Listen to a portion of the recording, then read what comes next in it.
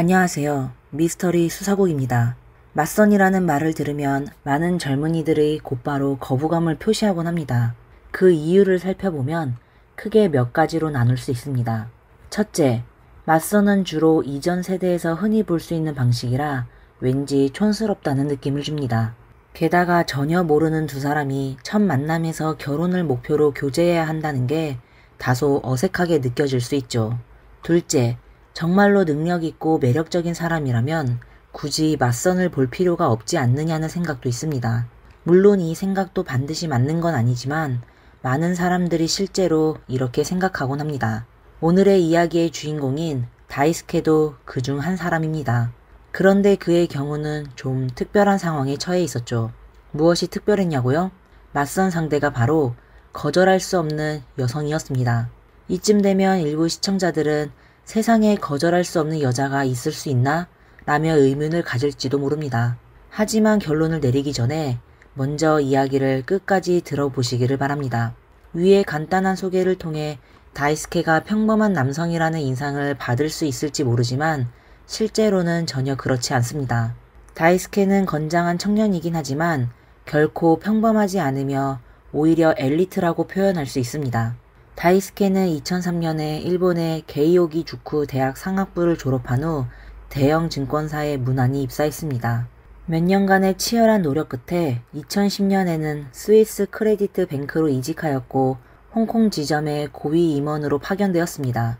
재정적으로 완전히 자유롭다고는 할 수 없지만 또래와 비교하면 압도적으로 앞서 있는 엘리트 직장인이었습니다. 더욱 중요한 것은 그는 뛰어난 경력뿐만 아니라 외모도 훌륭했습니다. 이런 조건의 남성이라면 주변에 그를 따르는 이들이 적지 않았을 것이며 다이스케 역시 배우자에 대한 기대치가 높았을 것입니다.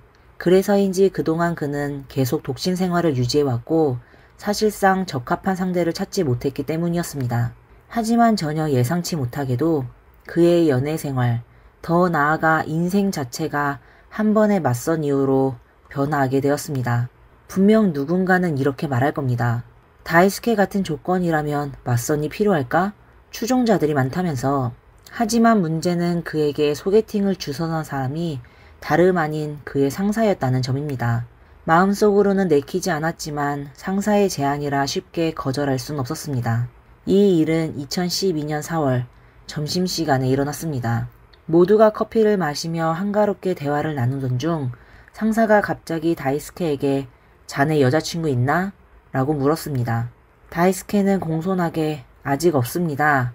라고 답했고 상사는 곧바로 연애해볼 생각 없나? 라고 다시 물었습니다. 상사의 갑작스러운 관심에 다이스케는 다소 당황했지만 직장 생활을 오래 해온 터라 지금은 일에 집중하고 싶습니다. 라는 무난한 대답으로 상사의 호의를 정중히 거절했습니다. 원래 다이스케는 이 일이 그저 상사의 순간적인 제안으로 지나갈 것이라고 생각했지만 몇 주 후 상사가 또다시 여자친구 소개 이야기를 꺼냈습니다. 다이스케, 연애할 생각 없나? 누가 자네에게 관심이 많네. 이번 주말 저녁 시간을 비워두게. 상대방 가족이 일본에서 홍콩으로 와서 자네를 만나고 싶어 하네. 나도 그 자리에 함께 갈 거야. 이건 단순히 여자친구를 소개하는 수준이 아니었습니다. 거절의 여지가 전혀 없는 제안이었죠. 이런 상사의 방식에 다이스케는 불쾌함을 느꼈지만 상사의 신분을 생각해 마지못해 받아들이고 그저 형식적으로 참석해야겠다고 생각했습니다. 이미 가기로 결정한 이상 다이스케는 당연히 상대 여성에 대해 알아봐야 했습니다. 그러나 상대 여성의 정보를 들은 그 순간 그는 그야말로 깜짝 놀라고 말았습니다. 동시에 상사가 왜 그렇게 열심히 또 신중하게 이 일을 추진했는지 이해하게 되었습니다. 사실 상사도 어쩔 수 없는 상황이었던 것입니다. 이 말을 들으면 여러분도 믿기 어려울 수 있겠지만 다이스케에게 관심을 가진 사람은 일본의 유명 기업인 미치칸 주식회사를 소유한 나카노 가문이었던 것입니다. 미치칸은 일본에서 감귤 식초 소스로 유명한 회사로 거의 모든 가정이 한 병씩은 구비하고 있을 정도입니다. 샤브샤브를 먹을 때나 고기나 생선을 구워 먹을 때 매우 잘 어울리는 소스입니다. 미즈칸 주식회사는 200년이 넘는 역사를 자랑하는 오래된 기업입니다. 그 창립 과정도 매우 흥미롭습니다. 전해지는 바에 따르면 나카노 가문의 조상인 나카노 마타자에모는 친구와 함께 에도, 즉 지금의 도쿄로 여행을 갔을 때 당시 매우 인기 있었던 하야지시를 맛보았다고 합니다. 여러분도 아시다시피 스시의 밥은 신맛이 나는데 이는 식초가 첨가되었기 때문입니다. 사실 오래전에는 이 신맛이 식초에서 나는 것이 아니라 발효 과정을 통해 만들어졌습니다. 그러다 하야지시가 등장하면서 발효 대신 식초를 사용하기 시작했으며 그래서 하야지시는 빠른 스시라는 뜻으로 현대 스시의 전신이 된 것입니다. 하지만 이러한 스시는 시간을 절약할 수 있었음에도 불구하고 사용된 쌀 식초는 그 당시 꽤나 비싼 조미료였습니다. 나카노 마타자에모는 여기서 엄청난 사업 기회를 발견했습니다. 그가 생각하기에 값비싼 쌀 식초 대신 저렴한 주조 식초를 사용하면 스시가 더욱 맛있어질 뿐만 아니라 무엇보다 비용을 크게 절감할 수 있었습니다. 이는 상인들에게 매우 유리한 일이었죠. 이렇게 해서 1804년 고향인 아이치현 한다시에 돌아온 나카노 마타자에모는 미지칸이라는 조미료 회사를 설립하게 됩니다. 이후 나카노 가문은 대를 이어 회사를 성심성의껏 경영했고 미지칸은 일본의 서구화 개혁과 제2차 세계대전을 무사히 넘기며 제품군도 다양화되었습니다. 결국 미즈카는 일본 가정의 주방에서 중요한 위치를 차지하게 되었습니다. 1970년대 초 미즈카는 해외 지사를 설립하며 본격적으로 유럽과 미국 시장에 진출했습니다. 오늘날 미즈칸의 연간 매출은 약 2,800억 엔, 한화로 약 2조 6,300억 원에 달합니다. 이게 끝이 아닙니다. 이렇게 거대한 자산을 가진 미즈카는 아직 상장하지 않았으며 경영권은 여전히 나카노 가문이 쥐고 있습니다. 다시 말해 나카노 가문은 일본에서 명실상부한 재벌 가문에 속하며 다이스케와 맞선을 보려고 하는 사람은 바로 미지칸의 현 수장의 딸인 나카노 세이코였던 것입니다. 이런 맞선 상대를 두고 누가 거절할 수 있을까요? 2012년 5월 어느 날 저녁 다이스케는 불안한 마음을 안고 홍콩의 한 유명한 광동 요리 식당에 도착했습니다. 이번 맞선 자리에는 총 7명이 참석했습니다. 다이스케 측에서는 상사 외에 회사 선배 한 명이 함께했고 미즈칸 측에서는 당시 사장인 나카노 카즈히데와 그의 부인인 부사장 나카노미와 그리고 이번 맞선의 주인공인 그들의 막내딸 나카노 세이코, 마지막으로 상무이사가 참석했습니다. 이쯤에서 분명 누군가는 생각했을 것입니다. 재벌가에서 관심을 받는 건 좋은 일이지만 만약 상대 여성의 외모가 뛰어나지 않다면 곤란하지 않을까 하고 말이죠. 다행히도 맞선 당일 세이코는 다이스크의 정면에 앉아 있어 그는 충분히 그녀의 미모를 감상할 수 있었습니다. 전해진 바에 따르면 맞선 날 세이코는 하얀 옷을 입고 있었으며 그녀의 아름다운 몸매를 돋보이게 하면서도 우아하고 단아한 느낌을 주었다고 합니다. 정교한 위목구비와 본래 하얀 피부는 조명 아래서 더욱 빛이 났습니다. 한마디로 사람들이 생각하는 집안 좋은 아가씨의 이미지에 딱 들어맞는 모습이었습니다. 이에 다이스케는 호감을 느끼면서도 더욱 긴장하게 되었습니다. 겉으로는 비교적 평온해 보였지만 속으로는 매우 불안해하고 있었습니다. 그러나 예상치 못하게도 그날 저녁의 분위기는 생각보다 훨씬 가벼웠습니다. 다이스케는 상대 측에서 그에게 월 수입이 얼마인지, 집이나 차가 있는지 등 사생활을 묻는 질문들을 할 것이라고 예상했으나 정작 그런 것에는 전혀 관심을 두지 않았습니다. 그저 일하면서 겪은 출장 이야기나 좋아하는 음식 같은 가벼운 주제로 대화를 나누었습니다. 두 어른의 태도도 매우 친절했습니다. 다이스케의 말에 따르면 그날 저녁은 아주 즐겁게 지나갔다고 합니다. 나카노 일가도 신중하고 지혜로운 다이스케를 마음에 들어한 듯 보였습니다. 왜냐하면 만찬이 끝난 지 얼마 지나지 않아 상사가 다이스케에게 전화를 걸어 나카노 가문이 그를 인정했다고 전했기 때문입니다. 그리고 다음날 점심 다이스케와 세이코의 단독 데이트가 준비될 것이며 이를 위해 상사는 그에게 고급 차와 운전기사까지 준비해 주었다고 했습니다. 이건 정말 꿈만 같은 일이었습니다. 다만 중간에서 주선해주는 사람이 없었기 때문에 두 번째 만남에서 두 사람은 다소 어색함을 느꼈습니다. 하지만 젊은 사람들이니 금세 긴장을 풀고 대화도 점차 자연스럽고 편안해졌습니다. 다이스케는 놀랍게도 재벌가의 딸이 생각만큼 가까이 다가가기 어려운 존재가 아니었다는 것을 깨달았습니다. 그녀가 관심을 가진 것들은 일반 젊은이들과 크게 다르지 않았습니다. 이번 만남을 통해 두 사람은 서로에게 좋은 감정을 가지게 되었고 그렇게 두 사람은 연인 사이로 발전하여 장거리 연애를 시작했습니다. 매일 이메일로 서로의 마음을 전하고 가끔은 영상통화도 하며 홍콩과 일본의 거리가 그리 멀지 않으니 매달 한 번씩은 만날 수 있었습니다. 이러한 만남이 계속될수록 두 사람의 감정은 점점 더 깊어졌습니다. 하지만 다이스케의 마음속에는 여전히 약간의 불안감이 있었습니다. 어른들은 항상 배우자는 집안이 비슷한 사람을 만나야 한다고 말하곤 합니다. 자신의 가정은 기껏해야 중산층에 속하지만 세이코와의 관계는 이미 나카노 가문의 승인을 받았음에도 불구하고 두 집안의 조건 차이가 크다는 것은 분명했습니다. 연애할 때는 상관없겠지만 결혼 후에는 서로의 생활 습관이나 가치관이 큰 차이를 보일 것이고 두 사람이 과연 그 차이를 극복하고 적응할 수 있을지에 대한 걱정이 생겼습니다. 또한 하늘에서 공짜로 부가 떨어질 리가 없습니다. 이런 부유함을 얻으려면 그만한 대가를 치러야 한다는 것을 다이스케는 잘 알고 있었습니다. 세이코와 교제 초기부터 다이스케는 나카노 가문의 현 세대 집주인, 즉 세이코의 부모에게 아들이 없다는 사실을 알고 있었습니다. 그들의 거대한 사업 제국은 외부 성씨의 사람이 이어받는 것은 불가능하다는 것도 말이죠.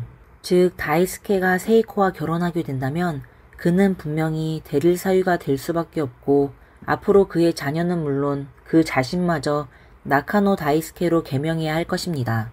어느 남자에게나 이 문제는 결코 쉽게 받아들일 수 있는 일이 아닙니다. 일본에서는 가문의 대를 잇기 위해서 혹은 다른 이유로 대릴 사유가 되는 남성이 적지 않지만 사적으로는 여전히 남들의 비난과 수군거림을 피하기 어렵습니다. 위에서 언급한 두 가지 외에도 다이스케는 나카노 가문에 들어가면 현재 하고 있는 일을 그만두고 일본으로 돌아가야 했습니다. 이미 금융업계에서 10년 넘게 일해온 그에게는 쉽지 않은 선택이었습니다. 하지만 사랑은 참 신기한 힘을 가지고 있습니다. 사랑은 모든 것을 이겨내고 때로는 사람을 이성적으로 판단하지 못하게 만듭니다. 이 관계가 깊어질수록 다이스케는 이전에 가졌던 걱정을 모두 잊어버렸고 장거리 연애는 두 사람을 더욱 힘들게 만들었습니다. 결국 다이스케는 세이코와 가정을 이루고 행복한 삶을 함께하겠다는 결심을 하게 되었습니다. 예상대로 결혼이 성사될 즈음 나카노 가문에서 결혼 조건을 제시했습니다. 첫 번째는 다이스케가 성을 나카노로 바꾸는 것이었고 두 번째는 현재의 직장을 그만두고 미즈칸에 입사해 말단에서부터 시작해야 한다는 것이었습니다. 마지막으로 가장 중요한 조건은 바로 배우자의 법정 상속분 포기였습니다. 즉 만약 세이코에게 무슨 일이 생기더라도 다이스케는 그녀의 유산을 상속받을 수 없다는 의미였습니다. 이 요구 조건들은 매우 까다로웠지만 다이스케는 이미 예상하고 있던 일이었고 오히려 세이코와의 결혼을 위해 더 어려운 시험이 있을지도 모른다고 걱정했기 때문에 이 조건들로 결혼이 순조롭게 진행된 것을 다행으로 여겼습니다. 2013년 2월 다이스케와 나카노 세이코는 정식으로 약혼했고 5월에 두 사람은 혼인신고를 하고 성대한 결혼식을 올렸습니다. 이로써 다이스케는 나카노 다이스케가 되었고 아내의 집으로 이사해 장인 장모와 함께 살기 시작했습니다.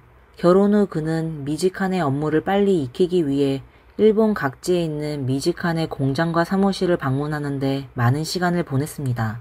이로 인해 다이스케와 아내가 함께 보내는 시간이 매우 적어졌고 보통 주말에만 함께 지낼 수 있었습니다. 이러한 생활 방식이 형성된 이유는 다이스케가 일에 열정적이기도 했지만 더 큰 이유는 장인 장모와의 관계 때문이었습니다. 새 며느리가 시댁에 적응하기 어려운 것처럼 사위인 다이스케 역시 장인 장모와 함께 사는 생활에 적응하기 쉽지 않았습니다. 더구나 장인 장모는 회사의 실제 경영자였기 때문에 마치 매일 상사와 한 지붕 아래에서 생활하는 듯한 기분이었습니다. 이러한 상황에서 그는 전혀 편하게 지낼 수 없었고 항상 긴장된 상태였습니다. 그래서 다이스케는 차라리 출장을 나가 있는 것이 더 편했던 것입니다. 다행히 세이코는 세심한 사람이었고 남편의 마음을 빠르게 눈치챘습니다. 그래서 결혼한 지 반년 후 세이코는 부모님께 다이스케와 함께 나고야에 있는 회사 기숙사로 이사가고 싶다는 뜻을 전했습니다.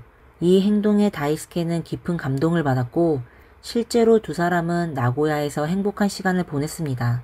예를 들면 다이스케는 아내의 손을 잡고 쇼핑을 하러 다니고 주말에는 함께 슈퍼마켓에서 장을 보고 평일에 야근이나 출장이 없을 때면 둘이 함께 저녁을 직접 요리했습니다.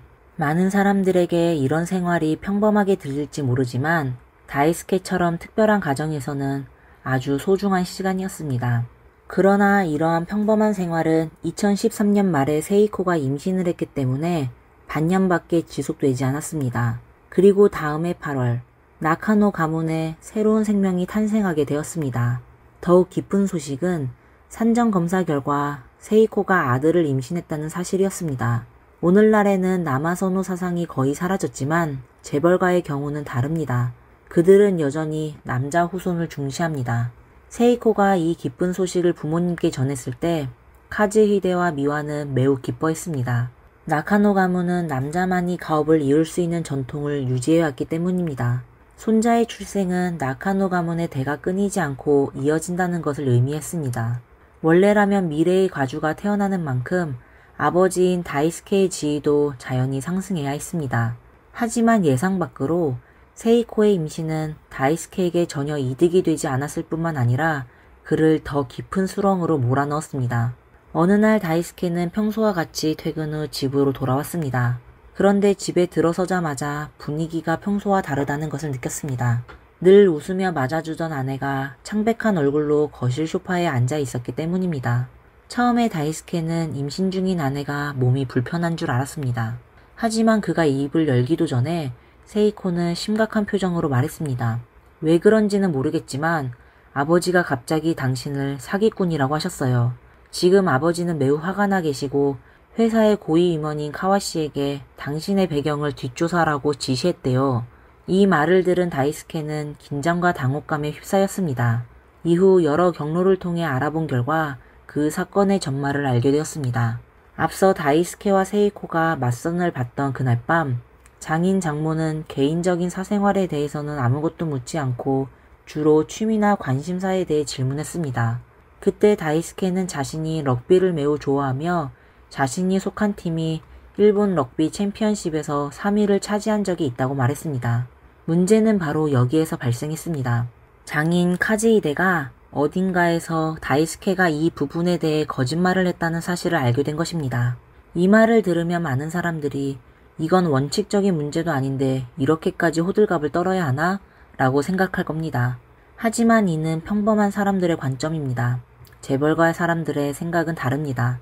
다이스케를 사위로 선택한 이유는 그가 인성지능, 체력, 예술적 소양 등 모든 면에서 뛰어났기 때문입니다. 쉽게 말해 그들이 선택한 것은 사람이 아니라 그 사람의 유전자였습니다. 장인의 입장에서 다이스케가 럭비 대회에서 3위를 차지했다고 말한 것은 자신을 문무겸비한 인물로 포장하려는 의도였고 이 이야기가 거짓이라면 다이스케는 결혼 사기를 치고 있는 셈이 되는 것이었습니다. 그렇다면 다이스케는 정말 거짓말을 했을까요? 사실 그는 거짓말을 하지 않았습니다. 다이스케는 실제로 챔피언십에서 3위를 차지한 적이 있었습니다. 문제는 고집이 매우 강한 카즈히데가 이를 믿지 않았다는 데 있었습니다. 카즈히데는 한 번 믿은 것은 쉽게 번복하지 않는 성격이라 다이스케의 설명만으로는 소용이 없었습니다.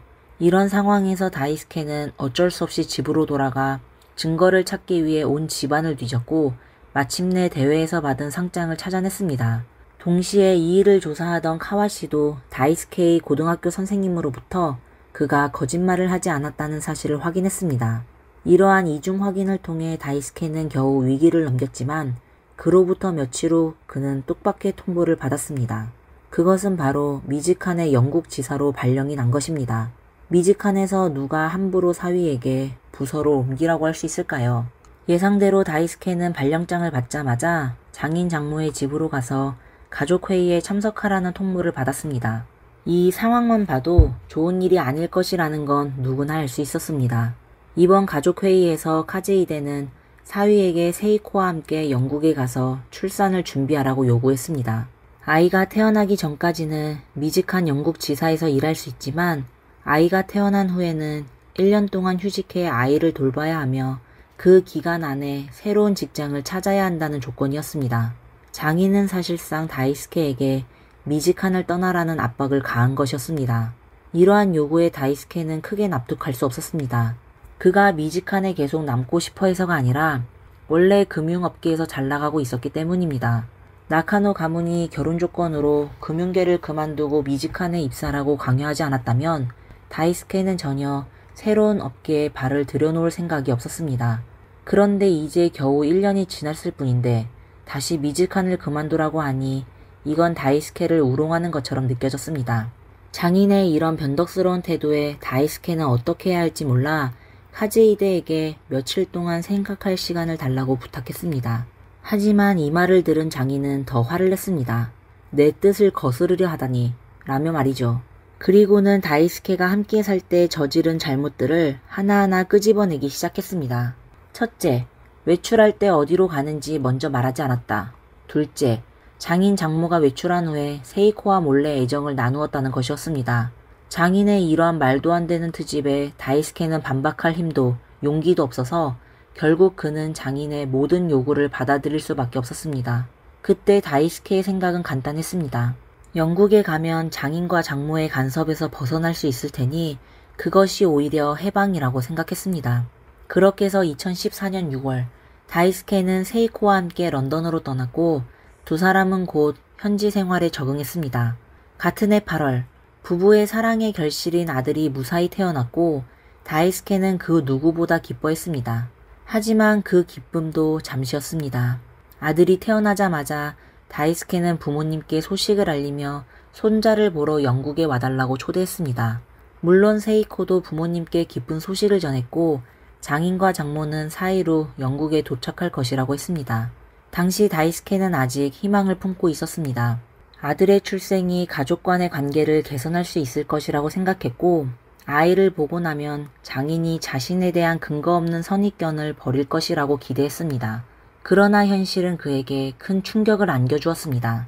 장인과 장모가 집에 온 날 다이스케는 그들의 따뜻한 눈빛을 기대했지만 대신 서명해야 할 한 장의 서류를 받았습니다. 이 서류가 무엇인지 아십니까? 바로 입양 신청서였습니다.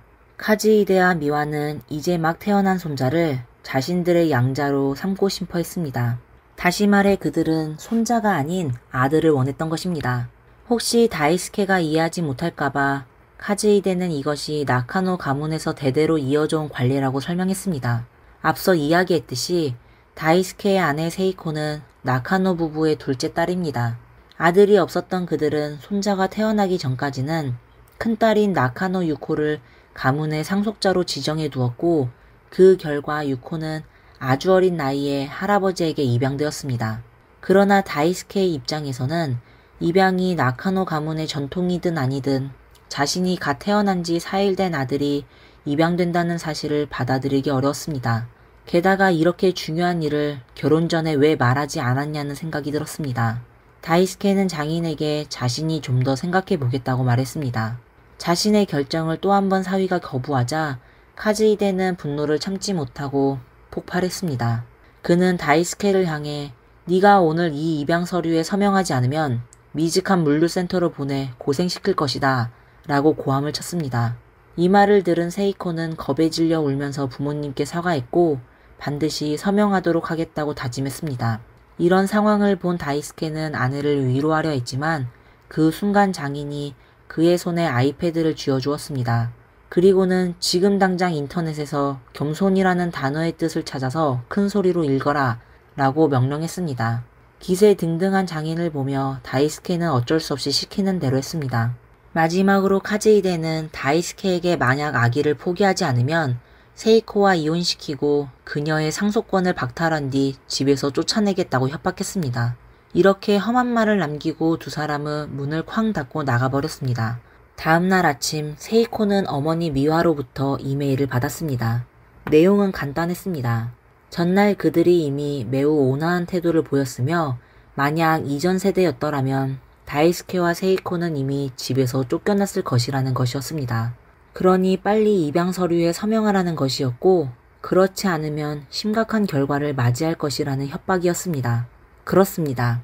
이건 친엄마가 딸에게 보낸 협박 편지였습니다. 보통 가정의 딸이 이런 부모를 만났다면 관계를 끊고 싶은 마음이 들었겠지만 어쨌든 남편도 평범한 사람이 아니었고 다이스케의 능력이라면 지금처럼 부유하지는 않더라도 충분히 부자가 되는 것은 문제없을 것이라고 세이코는 생각했습니다. 하지만 문제는 세이코가 평범한 가정의 딸이 아니라는 점입니다. 나카노 부부의 거만한 태도를 보면 세이코가 어릴 때부터 부모의 정신적 지배를 받아왔음을 짐작할 수 있었습니다. 실제로 세이코는 어머니의 협박을 받고도 아들을 안고 울기만 할 뿐 부모에게 반항할 생각조차 하지 못했습니다. 거의 무너져 내리는 아내를 보며 다이스케는 가슴이 찢어질 듯한 아픔을 느꼈습니다. 결국 그는 입양 서류에 서명을 할 수밖에 없었습니다. 다이스케는 장인과 장모가 원하는 서류를 손에 얻으면 자신과 아내, 그리고 아이가 영국에서 한동안 평화로운 시간을 보낼 수 있을 것이라고 생각했습니다. 아이가 이제 막 태어난 만큼 외 조부모가 이 시점에서 더 이상 문제를 일으키지는 않을 것이라고 믿었던 것입니다. 장인과의 관계를 회복하고자 2014년 12월 다이스케는 일본으로 돌아가 장인 장모를 찾아가 예를 갖추어 인사하며 장인이 요구한 대로 미즈칸을 떠나겠다고 약속했습니다. 하지만 다이스케가 계속 양보할수록 그들의 요구는 점점 더 과도해졌습니다. 이번에는 카즈히데가 다이스케와 세이코에게 별거를 요구한 것입니다. 다이스케가 영국으로 돌아와 이 사실을 아내에게 전했을 때 세이코는 깊은 실망감을 느꼈지만 어쩔 수 없다고 생각했습니다. 그녀는 남편에게 부모님의 명령을 어기면 더 무서운 수단을 쓸 것이라고 경고했습니다. 결국 두 사람은 별거를 가정하고 몰래 만나는 방법을 택했습니다.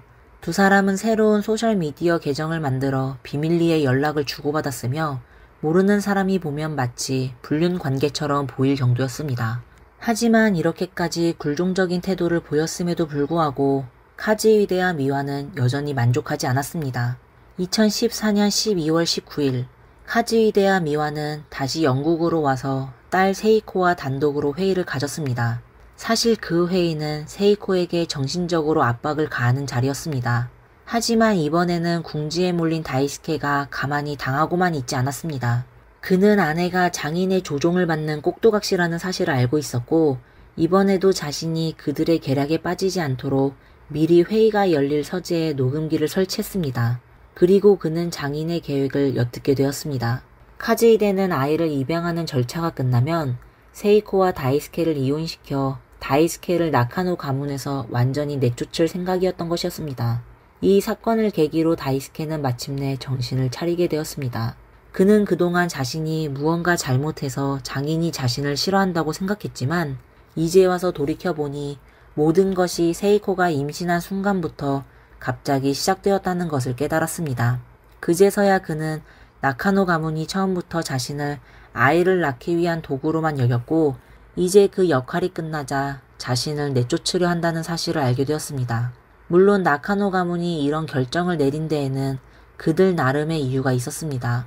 앞서 말한 것처럼 미즈칸의 미래 상속자인 손자의 아버지로서 나중에 손자가 회사의 경영을 맡게 되면 다이스케도 자연스럽게 회사에서 중요한 자리를 차지할 수밖에 없었을 것입니다. 그러나 나카노 가문은 처음부터 다이스케를 진정한 가족으로 받아들이지 않았고 게다가 다이스케가 매우 유능했기 때문에 그를 남겨두면 기존의 기득권층에 큰 위협이 될 수 있었던 것입니다. 하지만 아무리 생각해도 나카노 가문의 행동은 너무 지나쳤습니다. 모든 것을 깨달은 다이스케는 반격에 나서기로 결심했습니다. 그는 녹음을 들은 즉시 일본 주영 대사관에 입양불허 통지서를 제출했습니다. 이로 인해 2015년 1월 카즈히데 부부가 일본 정부에 입양 신청을 했을 때 바로 거절당하게 되었습니다. 또한 다이스케는 미즈칸에서의 퇴직 절차를 중단했습니다. 어차피 본인이 잘못하지 않는 한 회사에서 일방적으로 해고할 수 없었고 해고하려면 상당한 보상금을 지급해야 했습니다. 일부 사람들은 나카노 가문이 돈이 많기 때문에 기업 입장에서는 보상금이 큰 부담이 되지 않을 것이라고 생각할 수 있습니다. 하지만 다이스케의 전략은 매우 영리했고 그는 장인인 카즈히데의 성격을 잘 알고 있었습니다. 카즈히데는 자신에게 반항하는 것을 가장 참지 못하는 사람이었기 때문에 보상금 자체는 큰 문제가 아니었지만 다이스케의 이러한 행동이 그에게 큰 자존심에 상처를 주었고 그를 곤란하게 만들었다는 점이 핵심이었습니다. 현실은 다이스케의 예상대로였습니다.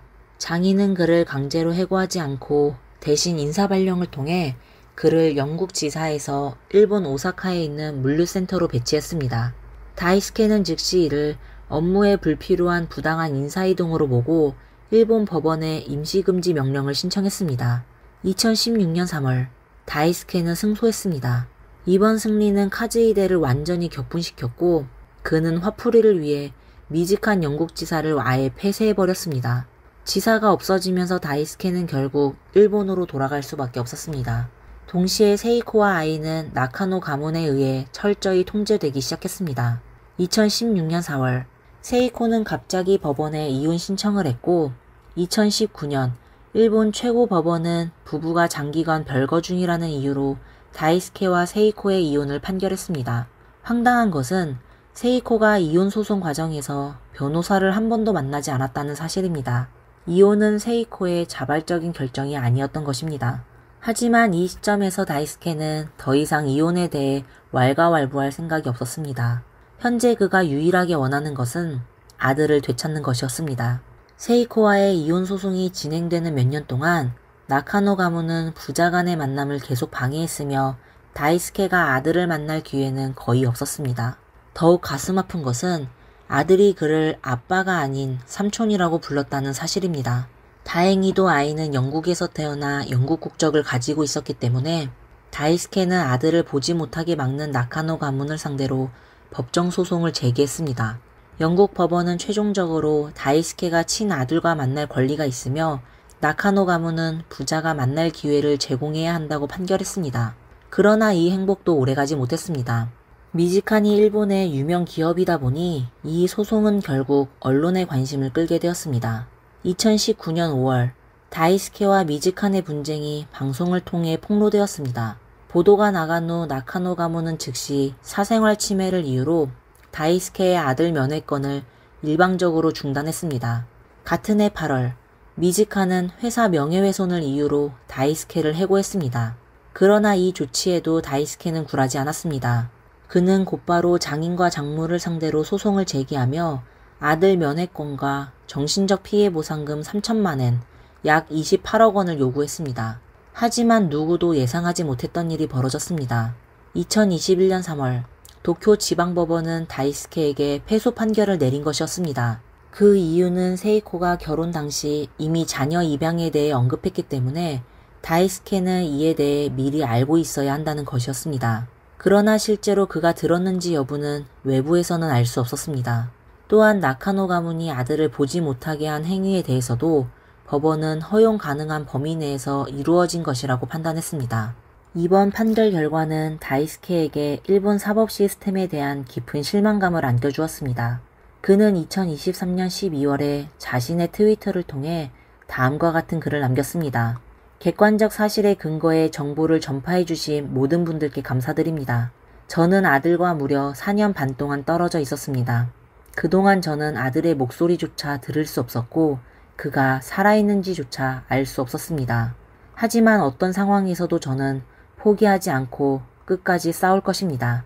아버지와 아들의 유대가 회복될 때까지 말입니다. 만약 일본의 사법부가 이러한 인권 침해를 묵인한다면 저는 영국으로 싸움터를 옮길 수밖에 없을 것입니다. 그의 사연이 언론에 보도되면서 많은 일본 국민의 관심을 불러일으켰습니다. 미지칸이 그동안 가족, 모임, 친밀함, 따뜻함과 같은 이미지를 내세워 브랜드를 구축해왔는데 정작 그 주인이 나카노 가문은 비열한 수단으로 부부를 이혼시키고 아버지와 아들을 갈라놓은 것이 밝혀졌기 때문입니다. 이는 미즈칸이라는 브랜드에 대한 환멸감을 불러일으켰습니다. 현재까지도 다이스케는 아들을 만나기 위해 계속 노력하고 있는 것으로 알려졌습니다. 그의 바람이 이루어지기를 바랍니다. 저희 채널도 사건의 향후 전개를 계속 주시할 것입니다. 이번 내용은 여기까지입니다. 저희 영상이 마음에 드셨다면 좋아요와 구독을 잊지 말아주세요. 다음 시간에 다시 뵙겠습니다. 감사합니다. 안녕하세요. 미스터리 수사국입니다. 실제 사건 이야기에서 자주 하는 말이 있죠. 그 뜻은 하늘은 공평해서 나쁜 사람을 절대 놓아주지 않는다는 것입니다. 하지만 인정할 수밖에 없는 것은 많은 사건이 결국 해결되지 않은 채로 남는다는 것입니다. 그 원인을 따져보면 크게 두 가지가 있습니다. 하나는 범인이 너무 교묘해서 범행의 흔적을 남기지 않는 경우이고, 다른 하나는 경찰이 사건의 핵심을 제대로 잡지 못해서입니다. 그런데 이번 에피소드에 등장하는 경찰은 그야말로 어이없을 정도로 실수만 남발하고 믿기지 않을 정도로 엉망진창입니다. 놀라운 것은 그런 사람들조차도 어느 순간 뜻밖의 큰 강도 사건을 해결하게 됐다는 점입니다. 그렇다면 도대체 그들이 어떤 방식으로 사건을 해결했는지 이야기를 다 듣고 나시면 아시게 될 겁니다. 김경숙은 한국 강원도 춘천시에 사는 43살의 중년 여성입니다.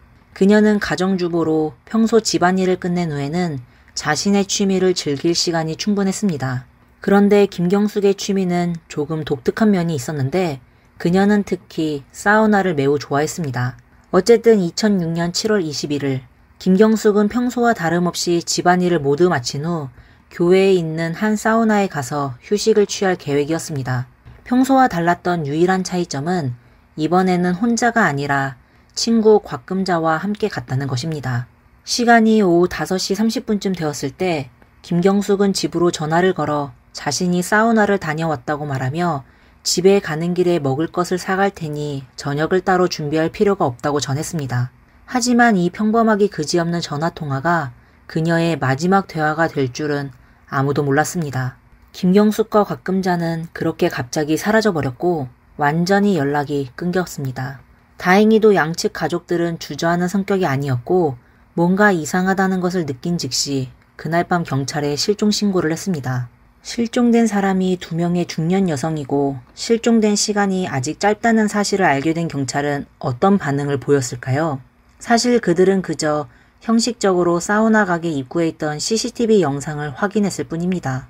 김경숙과 곽금자가 차를 타고 떠나는 장면을 보고 주변에 의심스러운 차량도 없고 뒤를 쫓는 사람도 보이지 않자 경찰은 대담하게 결론을 내립니다. 김경숙 일행이 아마 갑작스럽게 저녁을 외식하기로 마음을 바꿨고 시간 가는 줄 모르고 있는 것일 뿐이라며 사건을 간단하게 처리한 것입니다. 여러분은 이 말을 들으니 어떤 생각이 드시나요? 터무니없는 소리 같지 않나요? 김경숙이 사우나를 마치고 굳이 집에 전화를 걸어 저녁에 먹을 것을 사가겠다고 한 걸 보면 그녀는 절대 그런 즉흥적이고 생각 없는 성격의 사람이 아니었습니다. 더군다나 그녀가 정말 그런 사람이었다면 가족들이 이토록 긴장하지도 않았을 것입니다. 경찰의 이런 무책임한 태도는 신고가 접수된 지 몇 시간 만에 드러났습니다. 2006년 7월 22일 새벽 춘천경찰은 동교 외곽 원창리 국도 근처에서 지나가던 행인이 불에 탄 소렌토 차량을 발견했다는 신고를 받습니다. 조사관들이 현장에 도착해 확인해 보니 그 차는 바로 실종된 김경숙의 차량이었습니다. 이쯤 되면 상식적으로 김경숙과 곽금자가 큰일을 당했을 가능성이 높다고 생각하는 것이 당연할 텐데 춘천경찰은 다르게 생각했습니다. 그들의 첫 반응은 두 주부가 가정 문제로 가출하려고 일부러 차를 외곽에 세워두고 불태웠을 거라는 거였습니다. 그리고 그 다음 반응에서야 경찰은 두 사람이 강도나 납치범의 희생자가 되었을 가능성을 고려하기 시작했습니다. 차가 불에 타서 뼈대만 남은 상태였기 때문에 그 안에서 어떤 단서를 찾는 것은 이미 불가능에 가까웠습니다. 게다가 차량이 발견된 동교 외곽은 비교적 외진 지역이라 목격자도 없고 CCTV도 없었습니다. 이러한 상황에서 경찰은 두 사람의 사회적 관계를 조사하는 수밖에 없었습니다. 그들이 정말 가출했을 가능성이 큰지 아니면 불행한 일을 당했을 가능성이 더 큰지 알아보기 위해서 말이죠. 그러나 이 조사 결과는 경찰을 더 혼란스럽게 만들었습니다. 김경숙과 곽금자는 모두 가족과의 관계가 매우 원만했고 가출할 가능성은 전혀 없어 보였습니다. 게다가 앞서 언급했듯이 두 사람 모두 전형적인 가정주부였고 대인관계도 단순하며 수입도 그리 많지 않았습니다. 도대체 어디를 봐도 강도의 표적이 될 만한 이유가 전혀 없었습니다. 결국 조사를 하던 담당 경찰은 더 이상 어떻게 사건을 풀어나가야 할지 막막해졌습니다. 저희 프로그램을 자주 보시는 시청자라면 춘천경찰보다 훨씬 더 전문적일 것입니다. 가출이라는 문제는 완전히 말이 안 되는 소리였죠. 강도나 납치 여부는 철저한 조사를 통해 밝혀져야 하는데 경찰이 자기 생각대로만 판단할 수는 없는 일입니다.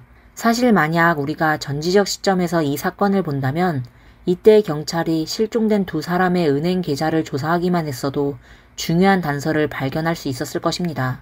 실종 사건이 발생한 그날 밤 두 사람의 계좌에서 총 90만 원의 현금이 인출되었기 때문입니다. 다른 곳에 CCTV가 없을지라도 은행에는 분명히 CCTV가 있을 것입니다. 따라서 범인의 범행 수법이 그리 교묘하지도 않다는 것을 알 수 있습니다. 경찰이 이 단서를 따라가기만 했더라면 사건 해결은 시간 문제였을 것입니다. 하지만 안타깝게도 경찰은 이 모든 것을 전혀 하지 않았습니다. 정말 어처구니 없는 일이죠. 하지만 더 황당한 일이 뒤에 기다리고 있습니다. 실종 사건이 발생한 지 며칠 후 또다시 춘천경찰에 신고가 접수되었습니다. 56번 국도 옆 숲속에서 알몸으로 서로 겹쳐져 있는 두 구의 시신이 발견되었다는 내용입니다. 굳이 말하지 않아도 여러분은 이미 짐작하셨겠지만 현장에서 발견된 유품과 DNA 검사 결과를 통해 이 두 구의 시신은 오랫동안 실종 상태였던 김경숙과 곽금자의 것으로 확인되었습니다. 가족들은 이미 어느 정도 각오를 하고 있었지만 이 사건의 전말을 알게 된 순간 그들은 슬픔과 함께 극도의 분노를 느꼈습니다. 왜냐하면 시신이 발견된 장소가 김경숙의 불에 탄 차량에서 불과 몇백 미터 떨어진 곳이었기 때문입니다. 즉 춘천경찰이 실종된 주부들이 강도나 납치범에게 당했을 가능성을 고려하고 있었음에도 불구하고 아무런 관련 조사도 하지 않았다는 것입니다. 이쯤 되면 이제는 시신까지 발견되었으니 경찰이 사건을 심각하게 받아들이고 제대로 조사하지 않았을까? 라고 생각하실 수도 있습니다. 하지만 문제는 많은 것이 이미 늦었다는 것입니다. 사건이 발생한 시기가 7, 8월 한여름이었고 연이어 강한 폭우가 내렸기 때문에 시신이 발견되었을 때는 이미 상당히 부패한 상태였습니다. 결국 부검이도 이런 상태의 시신에서는 범인과 관련된 정보를 찾아내지 못했습니다. 김경숙과 곽금자의 사망 원인이 기계적 질식사였다는 것만 겨우 밝혀졌을 뿐 사망 시점조차 정확히 알 수 없었습니다. 더 골치 아픈 것은 수사팀 내부에서도 이 사건의 성격을 두고 심각한 의견 차이가 발생했다는 점입니다.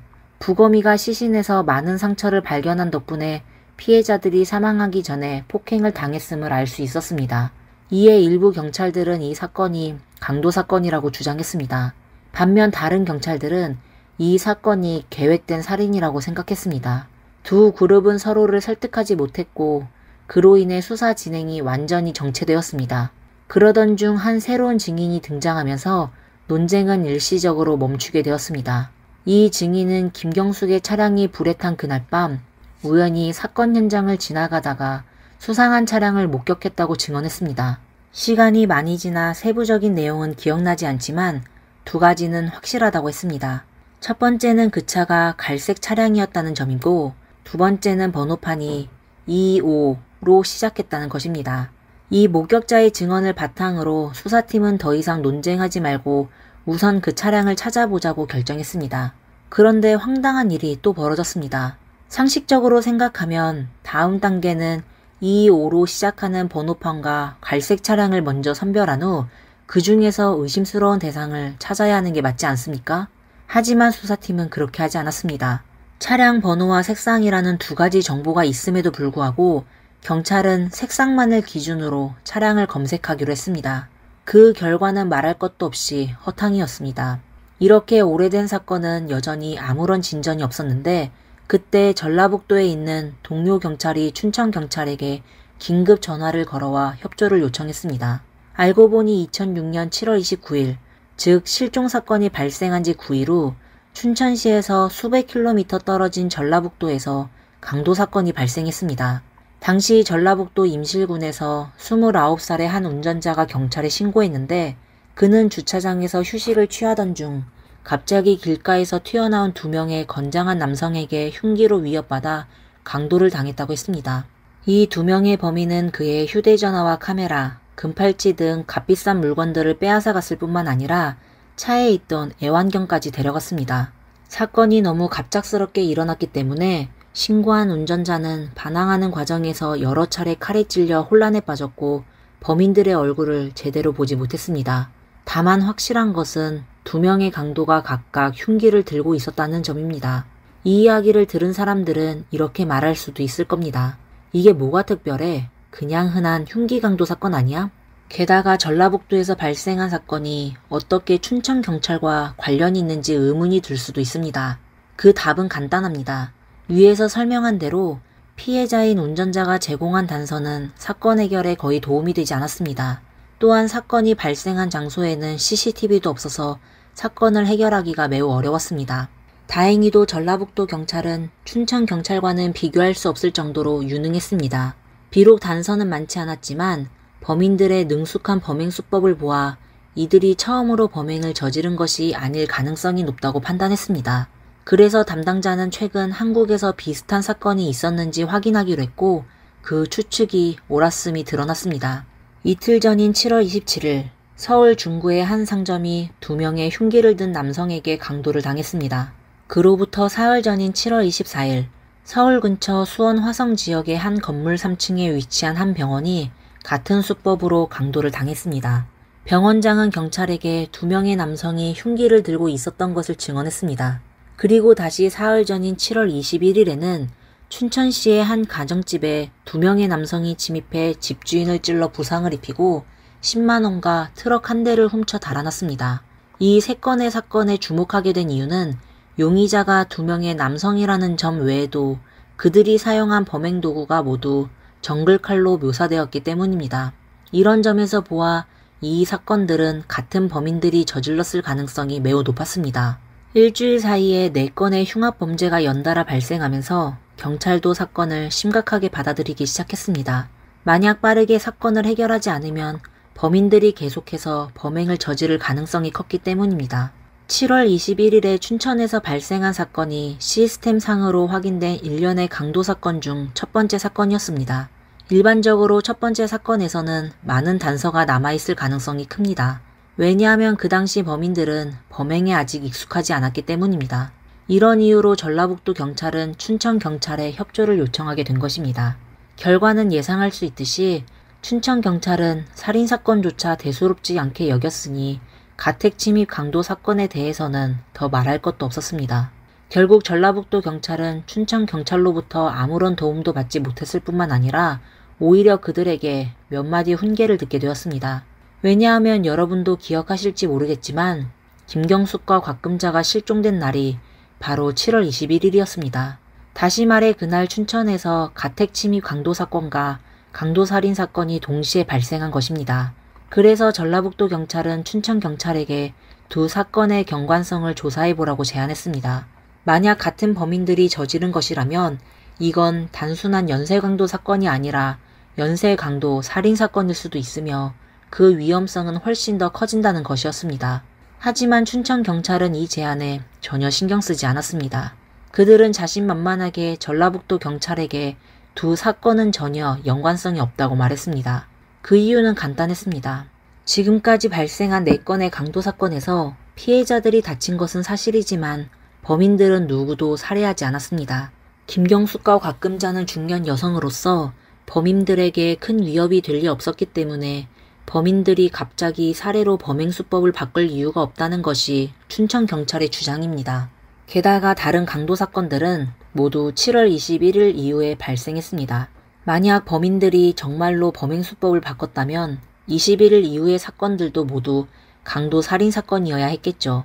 하지만 실제로는 그렇지 않았기 때문에 춘천경찰은 김경숙과 곽금자의 사건이 연쇄 강도 사건과는 무관하다고 확신했습니다. 이 말이 그럴듯하게 들리긴 합니다. 결국 전라북도 경찰도 더 이상 반박할 말이 없었습니다. 그러나 범인들은 경찰에게 쉴 틈을 주려 하지 않았습니다. 여전히 2006년 7월 29일 전라북도에서 운전자가 강도를 당한 사건이 발생한 지 몇 시간 후 한 젊은 여성이 옷차림이 엉망인 상태로 미친 듯이 경찰서로 뛰어들었습니다. 경찰이 무슨 일이냐고 묻기도 전에 그녀는 횡설수설하며 나 강도를 당했어요. 누군가가 나를 해치려고 해요. 라고 외쳤습니다. 이 말을 듣고 경찰은 긴장을 했습니다. 오랜 시간에 걸쳐 그녀를 진정시키고 나서야 경찰은 사건의 전말을 알 수 있었습니다. 신고한 여성 박은정은 사건이 발생하기 몇 시간 전 임실군 이지마을의 한 좁은 도로에서 차를 몰고 가고 있었습니다. 그런데 갑자기 앞 교차로에서 밴 한 대가 튀어나와 그녀의 차를 강제로 멈추게 했습니다. 박은정이 상황을 파악하기도 전에 벤에서 2명의 건장한 남자가 내려왔고 그들은 각각 정글칼을 들고 있었습니다. 남자들은 박은정에게 소지품을 챙겨 자신들의 벤에 타라고 요구했고 그녀는 어쩔 수 없이 그들의 말을 따랐습니다. 그 후 범인들은 차를 국도로 몰기 시작했고 약 5시간 동안 이리저리 국도를 따라 이동했습니다. 이동하는 동안 범인들은 번갈아 가며 박은정을 성추행하고 구타했습니다. 그들의 목적은 그녀를 협박해 은행카드의 돈을 인출하게 만드는 것이었습니다. 결국 박은정은 고통을 이기지 못하고 범인들의 요구에 동의했습니다. 그렇게 벤은 국도를 벗어나 전주시의 한 편의점에 있는 ATM기 앞에 멈춰섰습니다. 그때 범인 중 한 명이 정글칼을 들고 박은정을 ATM기 앞으로 끌고 갔습니다. 여러분도 알다시피 ATM기에서 돈을 인출하려면 은행카드가 필요합니다. 그런데 그 카드는 박은정이 소지한 가방 안에 있었습니다. 하지만 범인들은 박은정에게 가방을 들고 내리지 말고 은행카드만 따로 꺼내라고 요구했습니다. 다행히 박은정은 매우 영리했습니다. 만약 범인들의 목적이 단순히 돈을 빼앗는 것이라면 돈을 인출한 후 그녀를 풀어줘야 마땅했습니다. 굳이 가방을 빼앗을 이유가 없던 것입니다. 게다가 이미 몇 시간 동안 가방 안에 있는 값비싼 물건은 다 털어갔기 때문에 범인들이 가방을 고집하는 이유는 단 하나, 그들은 애초부터 그녀를 풀어줄 생각이 없었다는 결론에 도달했습니다. 돈을 빼앗고도 그녀를 풀어주지 않겠다는 것은 결국 그녀를 죽일 계획이었다는 것입니다. 이 생각이 들자 박은정은 더 이상 머뭇거리지 않았습니다. 범인들이 주위를 둘러보는 틈을 타 박은정은 힘껏 결박에서 벗어나 목숨을 걸고 달리기 시작했습니다. 그녀는 소리치며 살려주세요라고 외쳤고 마침 그때 몇몇 행인이 지나가고 있었습니다. 아마도 그 때문인지 범인들은 그녀를 추격하지 못했고 박은정은 무사히 도망쳐 경찰에 신고할 수 있었습니다. 사건 이후 박은정은 심각한 PTSD 증상을 겪었지만 몇 시간 동안 범인들과 함께 있었던 덕분에 두 사람의 얼굴을 기억하고 있었고 자신을 납치한 벤 차량의 번호판 마지막 2자리를 알아냈습니다. 이 중요한 단서 덕분에 수사관들은 큰 희망을 가졌습니다. 박은정이 제공한 정보를 토대로 경찰은 즉시 수사에 나섰고 뜻밖에도 전혀 상관없어 보였던 한 사건이 경찰을 여론의 중심으로 끌어들이게 되었습니다. 2006년 8월 3일 박은정 사건이 발생한 지 4일 후 전라남도 광주광역시의 한 카페에서 51살의 여주인이 살해당하는 사건이 발생했습니다.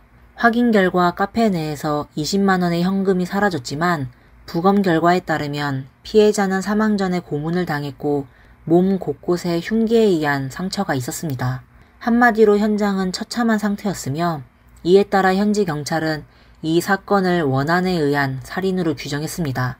하지만 이 사건은 일반 대중들에게 큰 공포를 불러일으켰습니다. 언론 보도가 이어지면서 사람들은 최근 발생한 연쇄 강도 사건에 큰 관심을 가지기 시작했습니다. 과거에 비슷한 사건이 발생했을 때도 범인들은 보통 특정 지역에서만 범행을 저질렀습니다. 그러나 이번 강도범들은 활동 범위가 매우 넓어 한국 전역이 불안에 떨고 있었습니다. 그나마 다행인 것은 몇몇 피해자들이 무사히 목숨을 건졌기 때문에 큰 사회적 파장은 일어나지 않았다는 점입니다. 하지만 이제 상황이 달라졌습니다.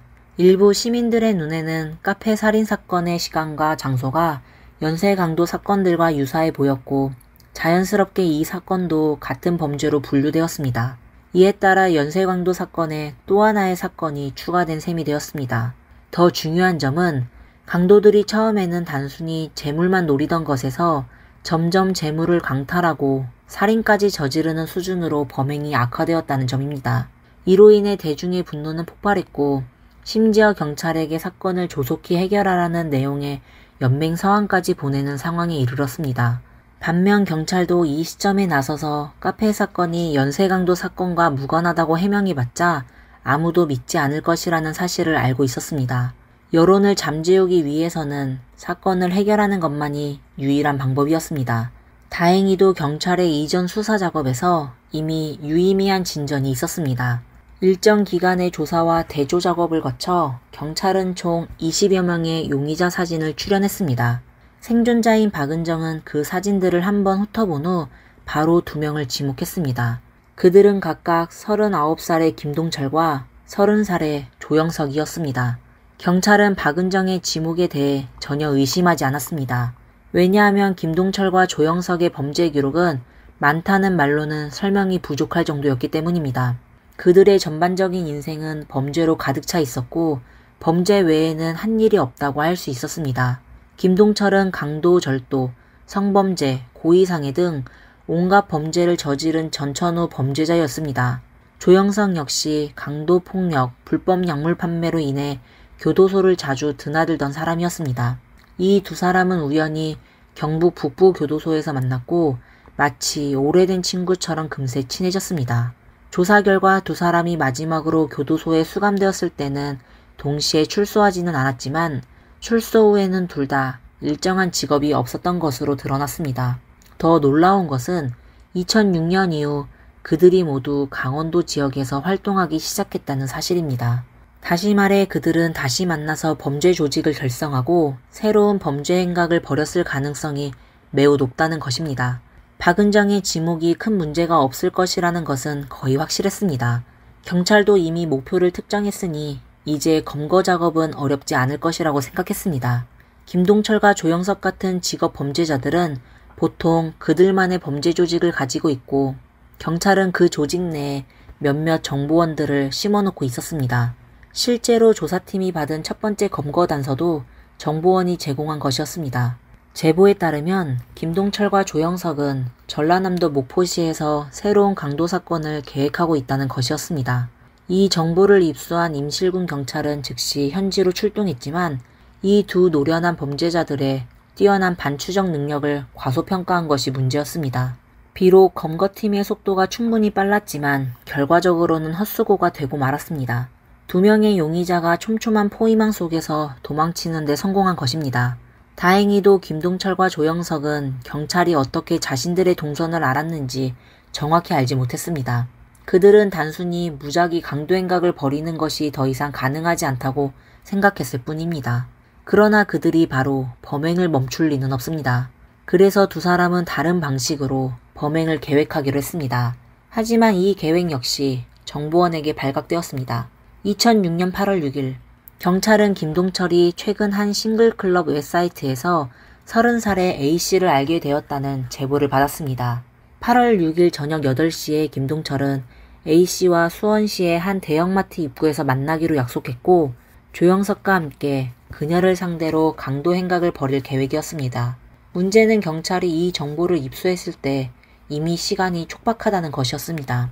8시가 가까워지자 담당자인 문왕종 경위는 더 이상 정보의 신뢰성을 따질 시간이 없었습니다.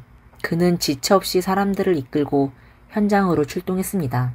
경찰이 목적지에 도착하자마자 곧바로 양복을 입은 김동철이 한 여성을 향해 빠르게 다가가는 모습을 포착했습니다. 이를 본 경찰들은 주저할 새 없이 김동철을 포위했습니다. 하지만 노련한 범죄자 김동철은 만만한 상대가 아니었습니다. 상황이 불리하다고 느낀 그는 재빨리 양복 안주머니에서 정글칼을 꺼내들고 체포하려는 경찰들에게 무차별적으로 휘둘렀습니다. 다행히도 임원에는 경찰의 인원이 많았지만 그럼에도 불구하고 몇몇 경찰이 부상을 입고 나서야 김동철을 겨우 제압할 수 있었습니다. 이로써 그의 잔혹성이 다시 한번 드러났습니다. 언론 보도에 따르면 김동철은 체포된 후 현장에 있던 경찰들에게 딱 0.5초만 더 줬다면 너희는 다 죽었을 거야 라고 소리쳤습니다. 이 말을 들은 사람들은 등골이 서늘해졌습니다. 이번 작전이 급박하게 진행되다 보니 어둠 속에 숨어있던 공범 조영석은 현장에서 도망칠 수 있었습니다. 하지만 3살 버릇 80까지 간다는 말처럼 불과 이틀 후 조영석은 또다시 범행을 계획하다가 경찰의 현장에서 체포되었습니다. 이로써 전 국민의 관심을 끌었던 연쇄 강도 사건은 마침내 성공적으로 종결되었습니다. 김동철과 조영석이 체포되면서 곧바로 신문이 시작되었습니다. 두 명의 범인은 수법이 잔혹했지만 자신들의 죄를 숨기려 하지 않고 오히려 당당하게 자백했습니다. 그러나 그들이 저지른 범행을 모두 자백한 후 경찰은 큰 충격에 빠졌습니다. 경찰이 처음에 파악했던 강도 사건들은 이들이 저지른 수많은 범행 중 일부에 불과했습니다. 실제로 김경수 곽금자 사건과 광주의 카페 주인 살인 사건도 그들의 소행이었던 것입니다. 신문 중에 경찰이 왜 사람을 죽였냐고 묻자 김동철은 소름 끼치는 대답을 내놓았습니다. 그는 나는 중년 여성들을 죽이는 게 좋다. 만약 잡히지 않았더라면 내 얼굴을 본 생존자들까지 모두 찾아가 해치려고 했다. 라고 말했습니다. 그의 말은 그야말로 소름 끼칠 정도로 변태적이었습니다. 2006년 10월 9일 전주 지방법원 형사 2부에서 이 사건에 대한 재판이 열렸습니다. 예상대로 김동철과 조영석은 다수의 살인 혐의와 심각한 강도죄로 인해 나란히 사형을 선고받았습니다. 그런데 여러분은 김동철이 교도소에서 동료 죄수를 처음 만났을 때 뭐라고 했는지 아십니까? 그는 여기서도 한 명 더 죽여야겠다 라고 말했고 실제로도 그는 말한 대로 행동했습니다. 수감된 지 얼마 지나지 않아 김동철은 다른 사람들의 눈을 피해 스스로 목을 메고 자살했습니다. 그렇습니다. 그는 결국 자신을 죽인 것입니다. 이제 다시 처음에 이야기했던 주제로 돌아가 보겠습니다. 기상천외한 발상과 실수만 연발하는 수사관들을 만났을 때 어떻게 사건을 해결할 수 있을까요? 간단합니다. 운에 맡기는 겁니다. 춘천경찰도 결국 운으로 역전하지 않았습니까? 이번 내용은 여기까지입니다. 저희 영상을 좋아하신다면 좋아요와 구독 잊지 말아주세요. 지금까지 미스터리 수사국이었습니다. 그럼 다음 시간에 뵙겠습니다. 감사합니다. 안녕하세요. 미스터리 수사국에 오신 것을 환영합니다. 여러 에피소드를 진행해 오면서 여러분께서 한 가지 의문을 느끼셨을지도 모르겠습니다.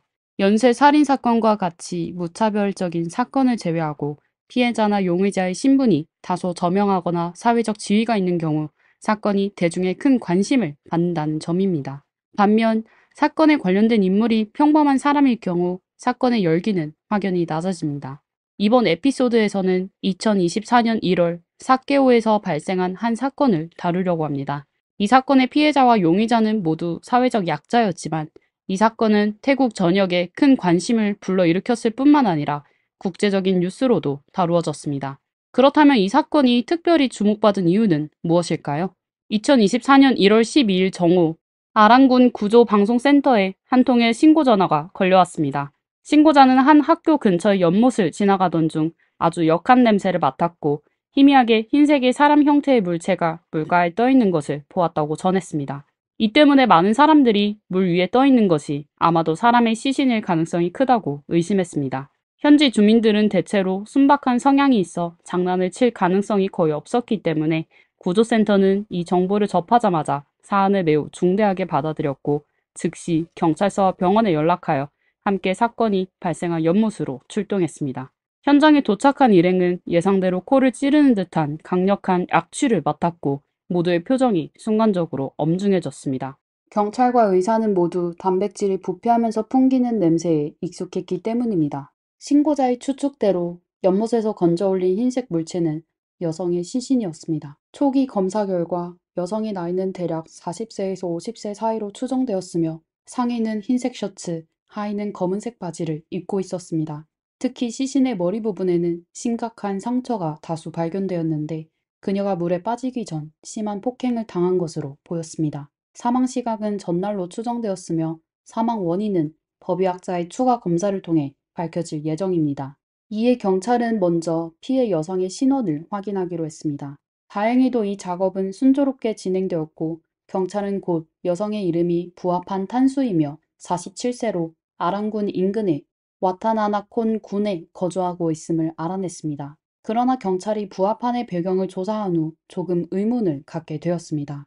부하판은 불운한 여성이었고 가난한 가정에서 살고 있었으며 정신질환을 앓고 있었습니다. 불안정한 정신 상태로 인해 그녀는 일자리를 구할 수 없었고 남편 파냐 또한 일하지 않았기 때문에 부부는 매일 거리에서 방황하며 폐품을 주어 생계를 이어갔습니다. 그래서 경찰은 과연 누가 이런 여성에게 해를 가할 이유가 있었을지 의아하게 생각했습니다. 많은 사람들은 아내가 사고를 당했을 때 남편이 범인일 가능성을 생각하곤 합니다. 경찰도 역시 그렇게 생각했기 때문에 즉시 와타나나콘 군으로 가서 부합한 가족을 잘 아는 사람들을 대상으로 조사를 시작했습니다. 조사 결과 부합하는 정신적으로 문제가 있었지만 평소에 늘 웃고 다니는 순진하고 해롭지 않은 모습이었다고 합니다. 반면 그녀의 남편 파냐는 성격이 좋지 않았고 특히 술을 마신 후에는 더욱 폭력적이었으며 기분이 조금이라도 나쁘면 부하판을 심하게 때리곤 했습니다. 그래서 경찰은 술 냄새를 풍기며 나타난 파냐의 바짓단에 수상한 암홍색 얼룩이 묻어있는 것을 보고 즉시 그를 경찰서로 데려가 신문하기로 결정했습니다. 결국 집에서 아내를 때리는데 익숙한 이런 남자들은 가족들에게 큰 소리치고 경찰의 신문 앞에서는 거의 저항하지 못합니다. 파냐는 거의 저항하지 않고 아내를 살해한 사실을 인정했습니다. 사건의 경위는 전혀 복잡하지 않았습니다. 2024년 1월 11일 밤 파냐는 평소처럼 술에 취해 있었고 집에 돌아온 부하판을 보자마자 돈을 달라고 요구했습니다. 그런데 항상 순종적이던 아내가 이번에는 뜻밖에도 그의 요구를 거절했습니다. 이에 분노한 파냐는 바로 폭력을 행사했습니다. 부하판은 어쩔 수 없이 온 힘을 다해 집 밖으로 도망쳤지만 파냐는 끝까지 쫓아갔습니다. 그렇게 두 사람은 앞서거니 뒤서거니 하며 근처의 축구장까지 달려갔고 이때 파냐는 술에 취해 점점 이성을 잃어가고 있었습니다. 마침 손에 닿는 곳에 의자가 하나 보이자 파냐는 그 의자를 들어 부하판에게 내리쳤습니다. 화가 풀린 후에야 파냐는 자신 앞에 쓰러져 있는 아내가 이미 숨이 멎은 것 같다는 사실을 깨달았습니다. 큰일이 벌어졌음을 직감한 파냐는 순간적으로 부하판과 의자를 가까운 연못에 버리는 것만이 유일한 해결책이라고 생각했습니다. 하지만 파냐는 단 하루 만에 자신이 경찰에 붙잡히게 될 줄은 전혀 예상하지 못했습니다. 이후 조사관들은 파냐와 함께 현장 재현을 진행했고 부하판이 발견된 연못에서 범행에 사용된 의자를 성공적으로 차단했습니다. 이렇게 파냐는 살인과 실신유기 등 여러 혐의로 기소되었습니다. 이 사건은 명백한 증거와 파냐의 자백이 있었기 때문에 법원 절차 없이 바로 교도소로 이송될 수 있었습니다. 그래서 사건이 발생한 지 하루 만인 1월 13일에 경찰은 사건 해결을 발표했고 파냐는 구치소에서 교도소로 이송될 예정이었습니다. 하지만 여러분이 진행 상황을 보시면 아시겠지만 이 사건이 그렇게 간단하게 끝날 리가 없었습니다. 나타나이 나라트는 태국 제8채널 방송국의 기자로 부하판의 시신이 발견된 순간부터 이 사건을 추적 보도해왔습니다. 아마도 기자 특유의 직업병 때문인지 경찰로부터 사건의 전말을 듣고 나서도 나타나이는 뭔가 찜찜한 느낌을 떨칠 수 없었습니다. 하지만 정확히 무엇이 문제인지 콕 집어 말할 수 없었기 때문에 그는 직접 사건을 조사해 더 많은 단서를 찾기로 결심했습니다. 다행히도 사건이 발생한 연못 근처 거리에는 많은 CCTV가 설치되어 있었습니다. 만약 파냐가 자백한 범행 과정이 사실이라면 그의 행적이 길가의 CCTV에 모두 기록되어 있어야 했습니다. 그러나 나타나이 팀이 여러 CCTV 영상을 면밀히 검토한 끝에 놀라운 사실을 발견하게 되었습니다. 기자가 처음 주목한 것은 1월 11일 새벽 0시 52분의 CCTV 화면이었습니다. 그 화면에서 파냐는 자전거를 타고 집으로 돌아가는 길이었습니다. 약 50분 후인 1시 45분쯤 피해자 부하판이 같은 거리에서 모습을 드러냈습니다. 하지만 그녀가 가던 방향은 파냐와 정반대였습니다. 그 후의 CCTV 화면이 사람들을 더욱 혼란스럽게 만들었습니다. 새벽 1시 59분 부하판은 한 편의점 계단에 앉아 쉬고 있었습니다. 그런데 갑자기 현장에 오토바이를 타고 온 5명의 젊은 남성들이 나타났습니다. 이들은 부하판을 둘러싸더니 그중 한 명이 그녀를 몇 차례 발로 찼습니다. 그런 후 그들은 다시 오토바이를 타고 떠났습니다.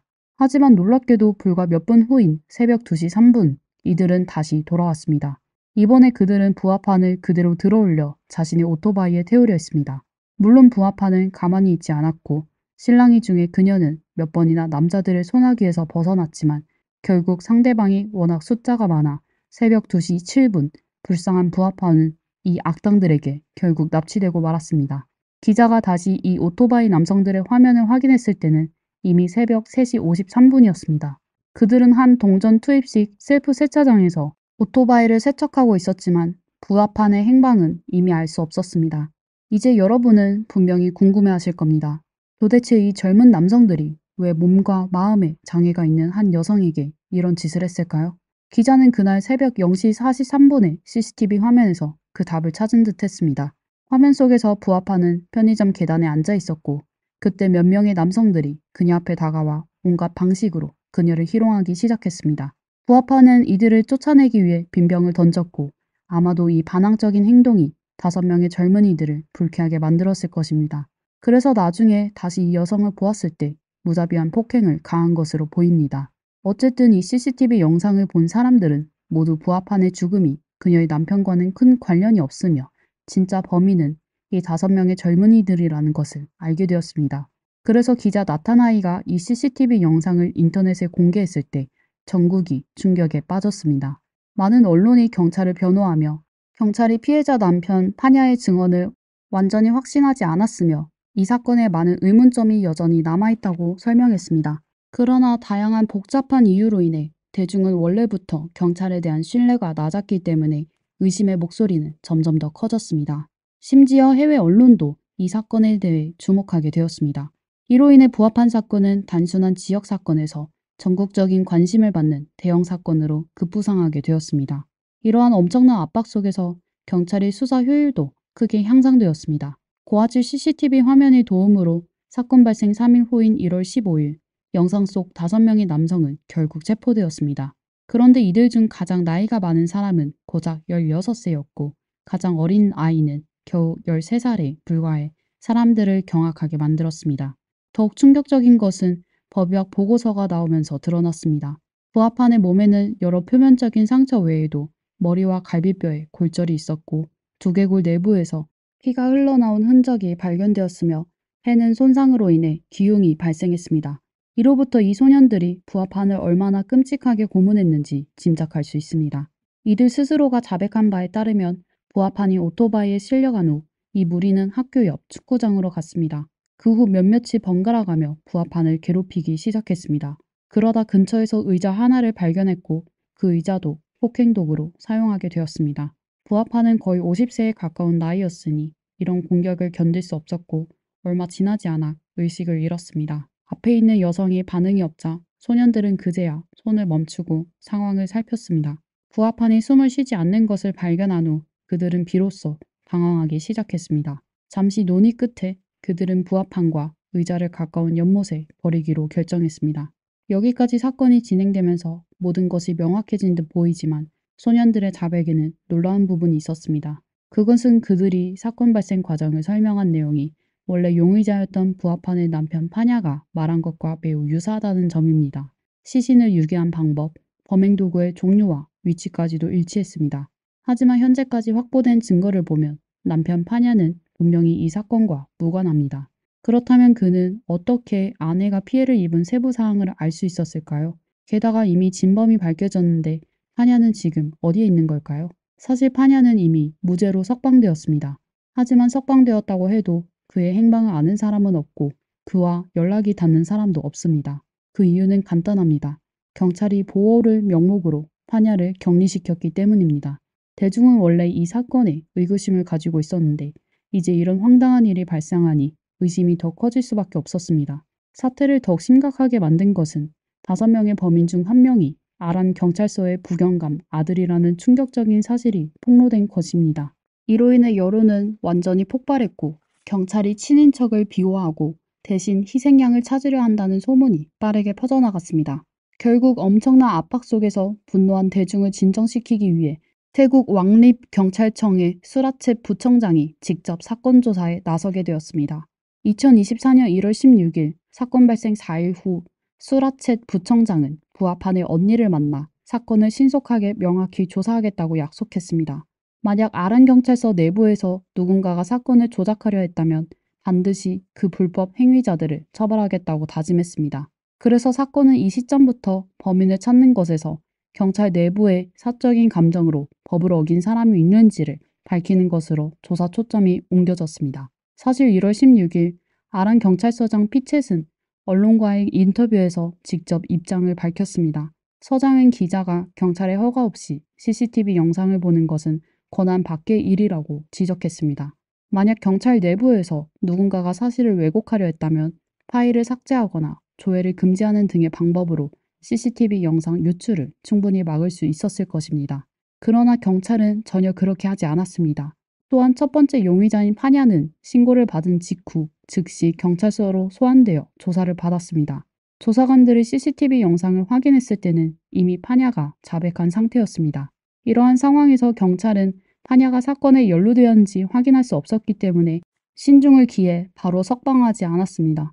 이후 CCTV 영상에 등장한 5명의 남성을 체포하고 사건의 전말을 파악한 후에야 법원에 파냐의 구속영장을 철회해 줄 것을 요청했습니다. 부합한 사건이 대중의 주목을 받고 있고 5명의 용의자 신원도 확인 중이었기 때문에 파냐가 괴롭힘이나 위해를 당하지 않도록 경찰은 그를 안전한 곳에 임시로 보호 조치했다고 밝혔습니다. 이러한 경찰서장의 해명은 일견 합리적으로 들리지만 그의 발언에서는 대중이 가장 궁금해하는 문제에 대한 언급이 전혀 없었습니다. 그 문제는 바로 무고한 파냐가 어떻게 범행 과정을 그렇게 정확히 알고 있었는지, 그리고 왜 그가 자백을 했는가에 관한 것입니다. 부합한 사건은 단순한 절도와 같은 경범죄가 아니라 살인사건입니다. 파냐가 바보도 아니고 어떻게 그런 중대한 범죄를 쉽게 인정할 수 있었을까요? 이 문제에 대해 경찰은 대중을 속이려 하지 않은 듯 보입니다. 2024년 1월 17일, 며칠 동안 행방이 묘연했던 파냐가 공개 설명회를 열어 직접 이 의문에 대해 해명한 것입니다. 파냐는 자신이 자백한 이유는 단순히 분풀이 때문이었다고 설명했습니다. 사건 발생 후 이웃들이 모두 그를 범인으로 생각했기 때문에 아내를 잃은 슬픔에 더해 이런 오해까지 받게 되자 점점 더 억울한 감정을 느꼈고 결국 술에 의존하게 되었습니다. 술을 너무 많이 마신 탓에 경찰이 그를 신문할 때 충동적으로 자신의 죄를 인정해버렸다고 말했습니다. 범행 과정에 대해서는 사실 아무렇게나 말했는데 우연히도 실제 사건과 맞아 떨어졌다고 해명했습니다. 이 방법이 상당히 교묘하다는 점은 부정할 수 없었습니다. 만약 경찰서장이 이 말을 먼저 했다면 아무도 믿지 않았을 것입니다. 하지만 이제는 파냐 본인이 직접 말했으니 믿지 않더라도 받아들일 수밖에 없게 되었습니다. 이렇게 해서 아란경찰서는 혐의를 벗은 듯 보였지만 설명회가 열린 그날 밤 여러 언론 매체가 동시에 몇 개의 내부 녹취를 공개했습니다. 첫 번째 녹취는 두 경찰관 사이의 대화로 내용은 이랬습니다. A 경관이 B 경관에게 왜 신문 중에 파냐의 머리에 검은 천을 씌웠는지 물었고 A 경관은 이것이 강압 수사의 의심을 살 수 있다고 생각했습니다. 이에 B 경관은 자신도 매우 놀랐지만 부하 직원이 단순히 파냐와 장난을 치고 싶어서 그렇게 했다고 설명했습니다. 두 번째 녹취는 태국 왕립경찰청 부청장 수라쳇과 파냐 사이의 대화였습니다. 수라쳇이 파냐에게 경찰이 그에게 불친절한 수단을 사용한 적이 있는지 물었고 파냐는 조심스럽게 없다고 대답했습니다. 그는 경찰이 단지 그의 머리에 검은 봉지를 씌우고 그에게 자백을 요구했을 뿐이라고 말했습니다. 그러나 대화가 깊어지면서 파냐는 점점 마음의 문을 열었고 그제서야 신문 당일의 진짜 상황을 털어놓았습니다. 파냐는 그날 자신을 신문한 경찰이 의수를 착용한 경찰관이었다고 말했습니다. 이 경찰관은 파냐의 머리에 검은 봉지를 씌운 것 외에도 그의 발에 족쇄를 채우고 상의를 벗도록 요구했습니다. 그리고 나서 신문실의 에어컨을 최저 온도로 설정해 파냐가 몸을 떨게 만들었습니다. 그뿐만 아니라 누군가가 계속해서 검은 봉지를 씌운 상태에서 그의 얼굴을 때렸습니다. 이런 상황에서 파냐는 9시간 동안 버티다 결국 더 이상 견딜 수 없어 자백을 했다고 했습니다. 그리고 자백이 끝나자마자 그는 부합판에 시신이 발견돼 연못으로 바로 데려가졌습니다. 파냐는 당시 자신이 왜 그곳에 가는지 전혀 알지 못했으며 단지 경찰의 지시에 따랐을 뿐이라고 수라쳇에게 말했습니다. 녹취가 공개되면서 겨우 몇 시간 안도했던 아란 경찰은 다시금 여론의 중심에 서게 되었습니다. 하지만 경찰서는 즉각적으로 입장을 밝혔습니다. 즉시 관련된 몇몇 경찰관을 직무 정지시키고 조사에 착수하겠다고 발표한 것입니다. 그러나 이러한 조치만으로는 대중의 분노를 잠재우기에 부족했습니다. 녹취를 통해 강압 수사의 사실은 확정되었지만 그 성격에 대한 논의는 여전히 남아 있습니다. 경찰이 파냐를 범인으로 확신했는지 아니면 파냐를 범인으로 만들려 했는지에 따라 완전히 다른 결과가 나옵니다. 만약 파냐가 실제 범인이라고 판단했다면 강압 수사는 사건 해결에 급급한 나머지 저지른 실수로 볼 수 있습니다. 하지만 두 번째 경우라면 어떤 의도로든지 그 행동은 지나치게 악의적이라 할 수 있습니다. 경찰도 이 사실을 잘 알고 있었기 때문에 자신들의 결백을 입증하기 위해 또 다른 녹취를 공개했습니다. 이 녹취는 2024년 1월 13일 부합판에 시신이 발견된 다음날 정오 12시 8분에 녹음된 것이었습니다. 내용은 매우 간단했습니다. 2명의 경찰관이 잘못된 사람을 체포한 것에 대해 논의하는데 한 경찰관이 방금 막 파냐를 교도소로 이송하겠다는 신청을 법원에 제출했는데 그럴 필요가 없었다는 것을 알았더라면 신청하지 않았을 텐데 라고 불평하는 내용이었습니다. 이 녹취의 의미는 무엇일까요? 경찰은 이 녹취를 통해 13일 이전까지는 범인이 따로 있다는 것을 전혀 몰랐으며 13일에 CCTV 영상을 보고 나서야 잘못된 사람을 체포했다는 사실을 알게 되었다고 주장한 것입니다. 즉, 파냐에게 자백을 강요한 것은 절대 사전에 계획된 행동이 아니었다는 것입니다. 그러나 이 녹취가 공개된 후 오히려 역효과를 불러일으켰습니다. 그 이유는 녹취 속 경찰관들의 대화가 매우 부자연스러웠고 마치 대본을 읽는 듯한 느낌을 주었기 때문입니다. 많은 사람들은 이 녹취가 후에 조작된 것이라고 생각했습니다. 아란 경찰이 다음 대응 방안을 고민하던 중 TV 방송국에서 또 다른 영상을 공개했는데 이 영상은 경찰의 거짓말을 완전히 폭로하고 말았습니다. 아란 경찰이 이전에 계속해서 주장한 바는 자신들이 사건 발생 하루 뒤인 1월 13일에야 비로소 CCTV 영상을 확인했다는 것이었습니다. 하지만 경찰은 아마도 CCTV 영상을 보관하는 감시실에도 CCTV가 설치되어 있다는 사실을 잊은 것 같습니다. 한 기자가 1월 10일 오후 1시 42분에 촬영된 영상을 발견했습니다. 그 영상에는 사복을 입은 한 경찰관이 모니터를 들고 감시실로 들어갔습니다. 왜 모니터를 들고 감시실로 들어갔을까요? 경찰의 감시 장비에는 일반적으로 모니터가 설치되어 있지 않기 때문에 CCTV 영상을 보려면 모니터를 직접 가져가야 합니다. 즉 경찰은 사실 신고를 받은 지 몇 시간 만에 이미 5명의 남성이 찍힌 영상을 확인했다는 의미입니다. 여러분, 첫 번째로 CCTV 영상을 공개한 기자 나타나이를 기억하시나요? 그는 1월 13일에 감시실을 방문했습니다. 이전에 잘못된 정보를 받은 탓에 나타나 있는 사건이 1월 11일 새벽 5시에 발생했다고 생각하고 그 시간대의 영상을 확인했지만 아무것도 발견하지 못했습니다. 이에 그는 아란 경찰서에 전화를 걸어 상황을 문의했고 경찰은 새벽 2시경으로 시간을 돌려보라고 조언했습니다. 나타나이는 그제서야 사건의 실체를 드러낼 수 있는 단서를 발견하게 되었습니다. 중요한 점을 짚어보면 경찰이 이미 그 영상을 보지 않았다면 어떻게 정확한 시간대를 알려줄 수 있었을까요? 결국 법을 집행해야 할 경찰이 오히려 법을 위반한 이 사건은 태국 고위층의 주목을 받게 되었습니다. 1월 19일 태국 총리 스레타 타위시는 경찰 고위층에게 사건의 진상을 조속히 밝히고 국민들이 사법 시스템에 대한 신뢰를 회복할 수 있도록 할 것을 공개적으로 촉구했습니다. 또한 그는 청소년 범죄에 관한 법률을 재검토할 것이라고 언급했습니다. 현재까지 아란경찰서에서는 2명의 경찰관이 직무유기 혐의로 처벌을 받았으며 이후에도 강압수사 및 희생양 찾기와 관련된 조사가 계속될 예정입니다. 5명의 소년 범죄자들은 각각 여러 소년원에 수감되었습니다. 조사 결과 이 5명의 용의자 배후에는 소규모 범죄 조직이 연루되어 있었으며 부합한 사건 외에도 여러 범죄에 가담한 것으로 드러났습니다. 2024년 3월 초 5명은 부합한 사건에 대해 과실치사 혐의를 인정했으며 그들의 부모는 각각 1만 바트, 약 40만 원의 벌금을 부과받았습니다. 최종 판결은 아직 내려지지 않았으며 앞으로 새로운 소식이 들어오는 대로 본 채널에서 계속해서 다룰 예정입니다. 오늘의 영상은 여기까지입니다. 영상을 좋아하신다면 좋아요와 구독 잊지 마세요. 미스터리 수사국이었습니다. 다음 시간에 또 만나요.